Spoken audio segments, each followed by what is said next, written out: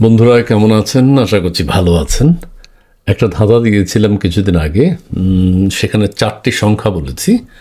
সেই সংখ্যাগুলো শুনলে যাদের নাম মনে পড়ে সেটি আমাদের কমেন্টস বক্সে লিখে জানাবেন। একটা সংখ্যা ছিল 666 কোটি টাকা।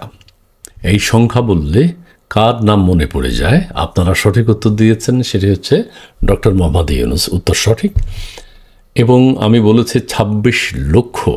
এই সংখ্যাটা বললে কার নাম মনে আসে আপনাদের? আপনারা সঠিক উত্তর দিয়েছেন আমাদের আইন উপদেষ্টা আসিফ নজরুল সাহেব। আরেকটি সংখ্যা বলেছিলাম 570। এখানে একটু সমস্যা হয়েছে। আমি বলেছিলাম এই 570 বলেছি কার নাম অথবা কোন কোম্পানির নাম মনে পড়ে। কেউ এটা সঠিক উত্তর দিতে পারেননি, 2 জন ছাড়া। 2 জন সঠিক উত্তরটি দিয়েছেন। সেই সঠিক উত্তরটি হচ্ছে 570 তিব্বতের 570 লন্ড্রি সাবান। টেলিভিশনে আপনারা বিজ্ঞাপন দেখতেন, টেলিভিশনে বিজ্ঞাপন প্লাস 570 লন্ড্রি সাবান। আমরা দোকানে গিয়ে বলতাম যে 570 আছে, হ্যাঁ আছে, 570 দিয়ে দিত। এখানে অনেকে ভুল করেছেন। ম্যাক্সিমাম প্রতিযোগী যারা প্রতিযোগিতায় অংশগ্রহণ করেছেন 3টা সংখ্যার সঠিক উত্তর দিয়েছেন। আরেকটি ছিল খুব মজার, 501। এই সংখ্যাটি যখন আমরা শুনি বা উচ্চারণ করি বা কোথাও দেখি, কার নাম মনে পড়ে? প্রত্যেকেই সঠিক উত্তর দিয়েছেন।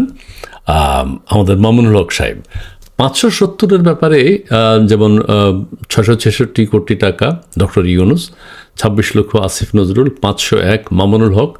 আর 570-এর ক্ষেত্রে অনেকে বলেছেন মাহফুজ আলম, অনেকেই বলেছেন আবার কি আমাদের প্রেস সচিব, হ্যাঁ শফিকুল আলম। এইভাবে অনেকেই উত্তর দিয়েছেন। আবার কেউ বলেছেন অন্য নামগুলো বলেছেন। তো যাই হোক, সেটি সঠিক হয়নি। তবে 2 জন খুব 4টি প্রশ্নেরই 4টি সংখ্যারই সঠিক উত্তর দিয়েছেন। সেই 2 জনকে মহা অভিনন্দন। আর যারা প্রতিযোগিতায় অংশগ্রহণ করেছেন তাদের সবাইকে শুভেচ্ছা এবং অভিনন্দন। আপনারা ভালো রেসপন্স করেছেন। আর আরেকটি বিষয় হচ্ছে, আমি বলেছিলাম যে বরাবরের মতো পুরস্কারের কোনো ব্যবস্থা থাকবে না। ব্যবস্থা নেই, কারণ এত পুরস্কার আমি কোত্থেকে দেব? জাস্ট আপনাদের সাথে একটা ভালো সময় কাটানোর জন্য এইসব ধাঁধা আপনাদের জন্য উপস্থাপন করি। যাদের ভালো লাগে অংশগ্রহণ করেন।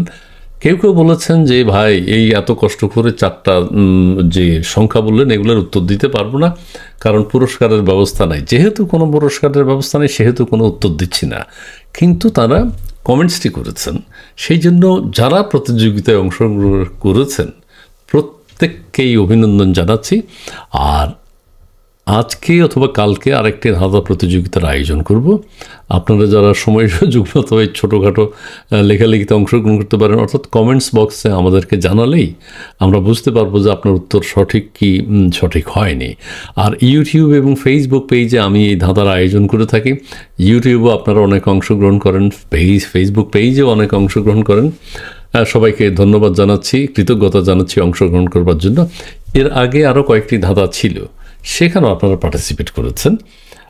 একটা ভালো লাগা থেকে এই কথাগুলো আপনাদের শেয়ার করি সমসাময়িক বিষয় নিয়ে।